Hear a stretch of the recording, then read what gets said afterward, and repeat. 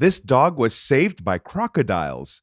Crocodiles appear to guide a stray dog to safety, leaving scientists puzzled about why the crocs didn't just eat him. The river Savitri, India inhabits mugger crocodiles, and there are always stray dogs around the waters. In one case, a lone dog, pursued by feral dogs, sought refuge in the river with 3 adult crocs nearby. Though they didn't strike despite being well within range, instead, they displayed docile behavior, gently steering the dog away from a vulnerable position among the wild dogs. A study showed that mugger crocodiles might possess greater cognitive abilities than previously believed, potentially suggesting a form of emotional empathy. Just don't go trying to prove that theory. What do you think?